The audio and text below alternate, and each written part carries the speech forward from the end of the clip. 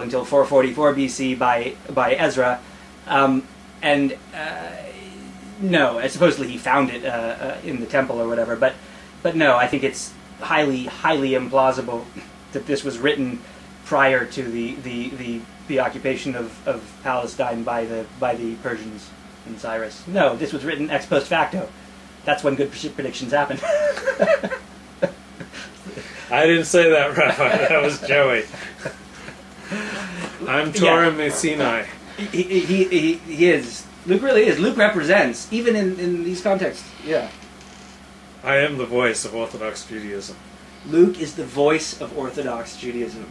I think rather than your moral leader, I think you should just go. I think just live it, just sell it. Luke Ford, the voice of Orthodox Judaism. And if you disagree, then come to the hovel and sit at his feet and listen and learn, and then see what you think. Then if you disagree, you're worse than Hitler.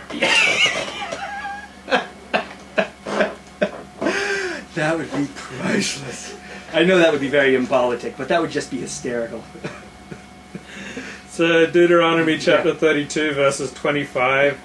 There will be dread, even a young man, even a virgin, a suckling with the gray-haired man. Yeah. It's pretty vivid. Yeah, and for me, this comes in the context of verse 20, where Hashem says, in response to Israel's not following in the one true shining path, that I will hide my countenance from them and see how they fare in the end, for they are a treacherous breed. It was a little like Hashem, like, you got to be able to do better than I'm going to take my marbles and go home because I'm not, because after all I've done for them, they're not responding in kind. And so that's what he's going to do, is that, again, we get this a lot in the past Torah portions we've discussed. I will not draw any distinction, and encouraging us, we should not draw distinctions. When you fight for obliteration, and the women take no prisoners. Take no prisoners except the women, but even the cattle you burn, and here it's the same thing. When you piss me off, I'm not going to spare the babies. I'm not going to spare the righteous ones who led good lives but are now aged and incapable of taking care of themselves. They all will suffer. So it's unholy, but it is what it is. So, I mean, we're supposed to imitate God, right?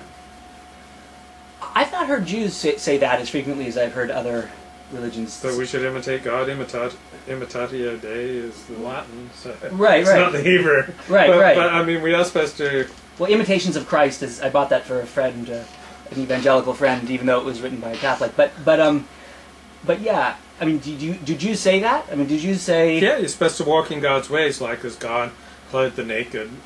Adam and Eve, we're supposed to clothe the naked, and we're supposed to walk in God's ways. I mean, we're supposed to emulate God. I mean, what would Jesus do? Right, what would Jesus do? But Jesus what did would God stuff. do? What would God do? I mean, yeah, but God was never. This is Jehovah never came. I mean, God is not. He didn't live on earth. How do you imitate someone who's? Oh. I'm sorry you can't hear. I was speaking euphemistically, Joshua. It says you burn the cattle and destroy the women and the men and all of them. Do you think it's, Joshua, do you think it's more gentle than that? Taking care of his creations. Well, there's something, I mean, God nurtures, but God takes vengeance as well.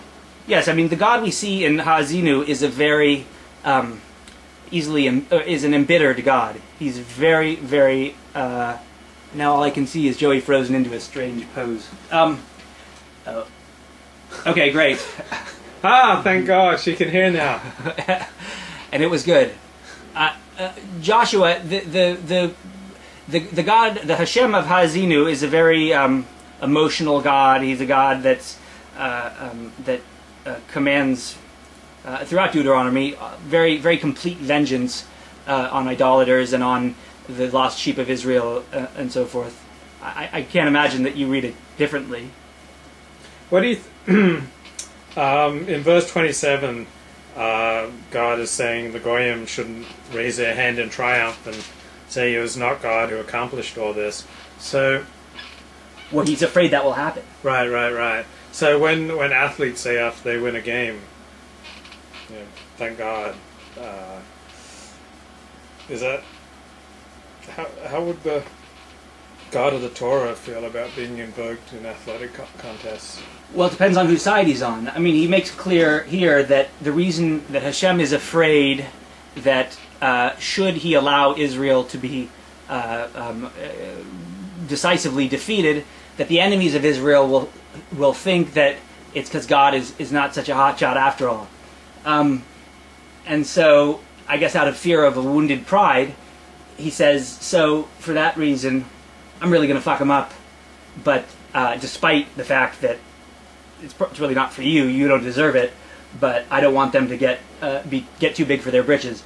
And I think that with athletes, so if you compare that to a fight with Mike Tyson and Lennox Lewis, and you know whoever wins is going to give a shout out to God for having helped them knock Mike the other guy Tyson. out.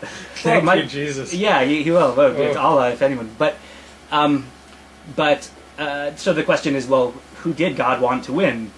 And you have to assume, I guess, that I don't know. Yeah, one thing that's interesting is that the language of athletic competition does not really appear in the Hebrew Bible.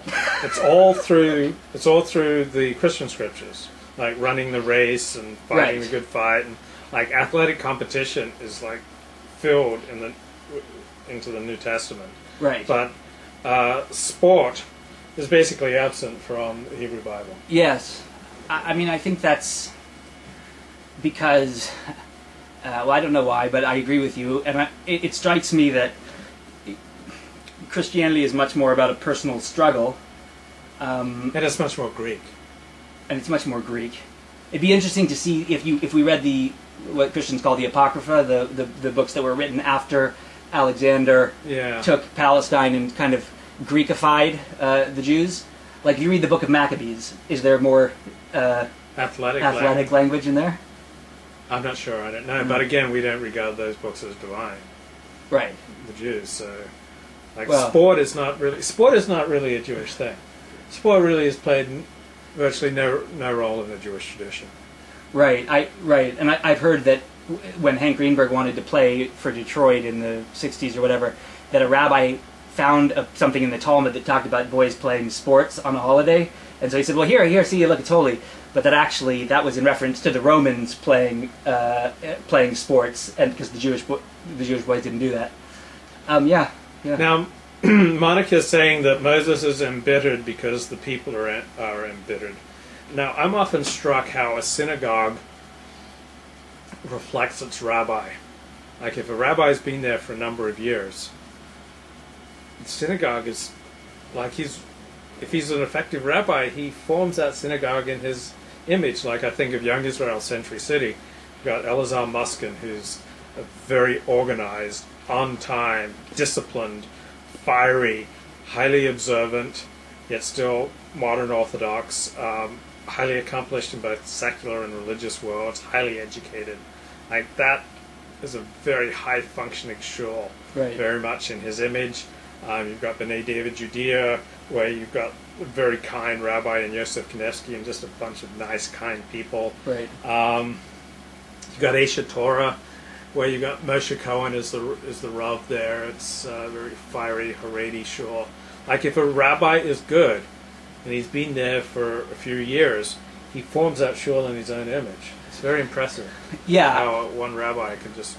I mean, it couldn't be. I mean, there's got to be limits to that. People have to have some freedom to be individuals, but certainly the whole thing must take on the kind of the flavor or some of the attributes of the rabbi. I mean, that would. Yeah, I mean, that's why if you see someone in a position of power who's really angry all the time at people who are, well, that's his fault. I mean, because he's not put together the right institution. Is that what makes you bring up that specifically? Because Monica said that Moses is angry is embittered because the people are embittered.